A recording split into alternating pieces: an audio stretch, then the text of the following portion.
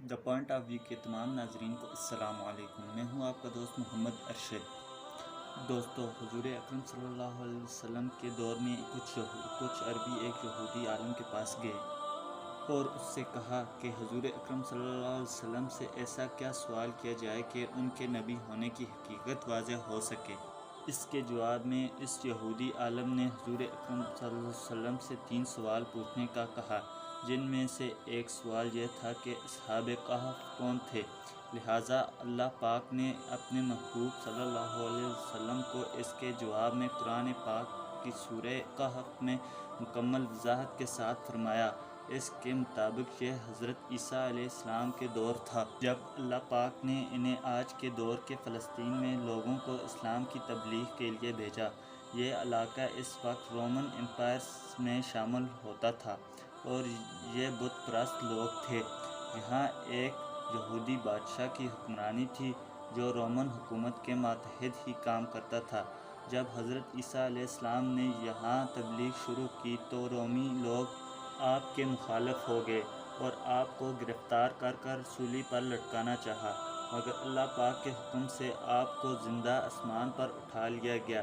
اس وقت کے کچھ عرصہ بعد یہودی لوگوں نے رومی حکومت کے خلاف بغاوت شروع کر دی۔ لہٰذا اس کے رد عمل میں غصہ ہو کر ٹائٹس نامی بادشاہ نے یروشلم اور فلسطین پر حملہ کر کے اسے مکمل تباہ کر دیا، حتیٰ کہ بیت المقدس کو بھی اس نے تباہ کر دیا۔ اس دوران اس نے 1.5 لاکھ یہودیوں کو قتل کر دیا۔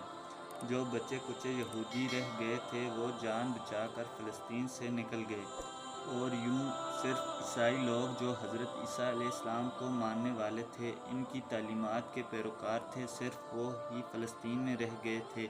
دوستو، اس زمانے میں دقیانوس نامی بادشاہ کی حکومت تھی جو کہ رومی تھا اور بت پرست تھا۔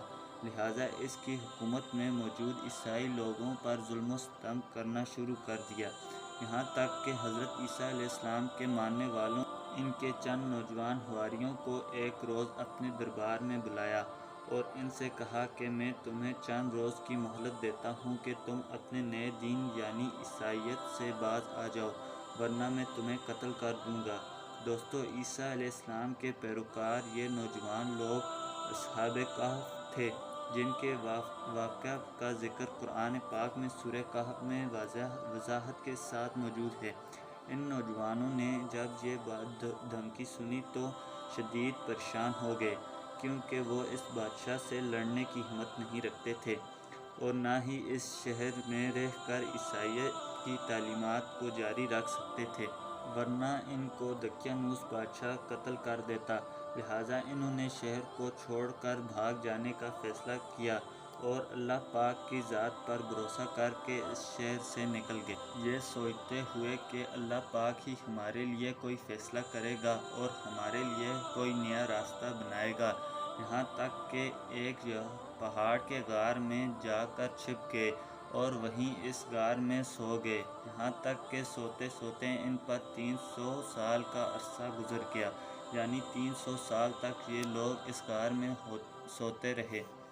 دقیانوس نے جب ان کو تلاش کروایا تو اسے معلوم ہوا کہ وہ اس غار میں موجود ہیں، تو وہ بہت غیظ و غضب کا شکار ہوا۔ لہٰذا اس نے غصے میں آ کر حکم دیا کہ غار کو ایک سنگین دیوار لگا کر بند کیا جائے، تاکہ یہ لوگ اسی غار میں رہ کر مر جائیں اور کبھی باہر نہ آ سکیں۔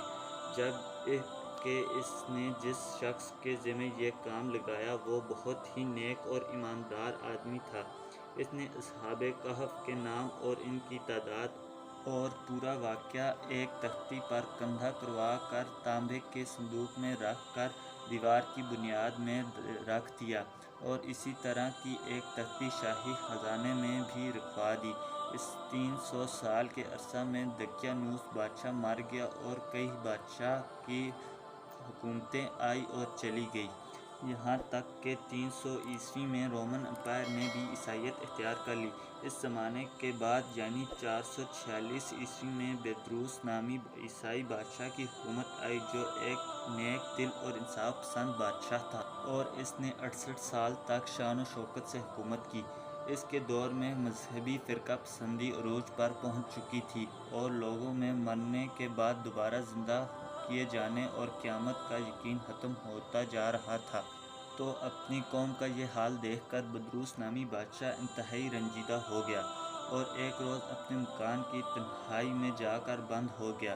یہاں وہ اللہ تعالیٰ کی بارگاہ میں بے قراری سے دعا کرتا رہا کہ اے اللہ، کوئی ایسی نشانی ظاہر فرما کہ میری قوم کے لوگوں کا ایمان پھر سے تازہ ہو جائے، انہیں قیامت کا اور مرنے کے بعد دوبارہ زندہ ہونے کا یقین ہو جائے۔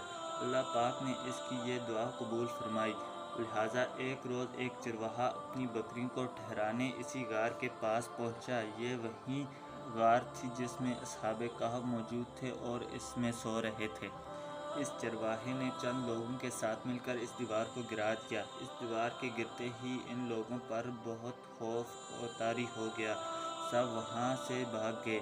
یوں اصحاب کہف اللہ پاک کے حکم سے اپنی نیند سے بیدار ہوئے، ایک دوسرے سے سلام کلام میں مشغول ہو گئے۔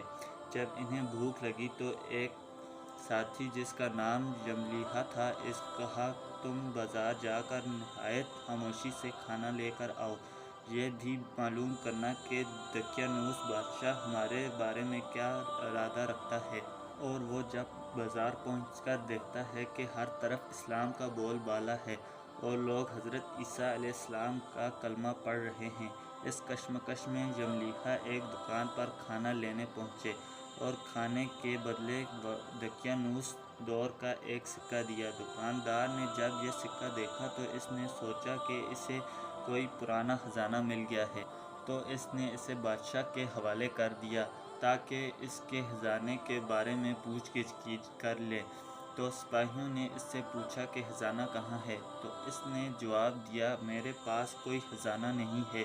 سپاہیوں نے کہا کہ ہم کیسے مان لیں، یہ سکہ تو 300 سال پرانا ہے، جبکہ تم ابھی جوان ہو، اور صحیح صحیح بتاؤ کہ یہ کہاں سے ملا ہے۔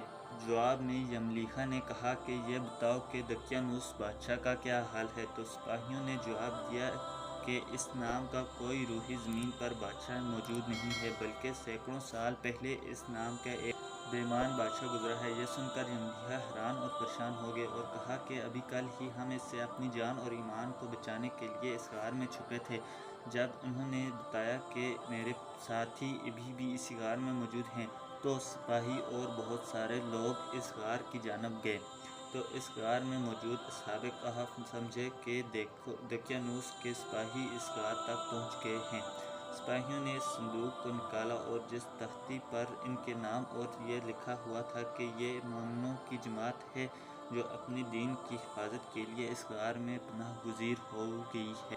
اور جب سپاہیوں کے اس بارے میں کچھ سمجھ نہ آیا تو انہوں نے اپنے بدروس نامی بادشاہ کو اس بارے میں اطلاع دی۔ تو بادشاہ اپنے کچھ سپاہیوں کے ہمراہ اس غار پر جا پہنچا۔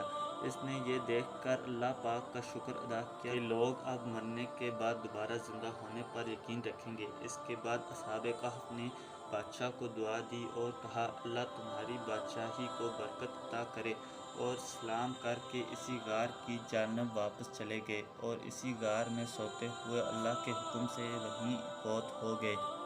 بادشاہ بدروس نے سال کی لکڑی کے صندوق بنوائے اور اصحاب کہف کی لاشوں کو اس کے اندر رکھوا دیا، اور اسی غار کے منہ پر ایک مسجد بھی بنوا دی، اور سال میں ایک دن مقرر کر دیا جس دن لوگ اصحاب کہف کی قبروں کی زیارت کرتے تھے۔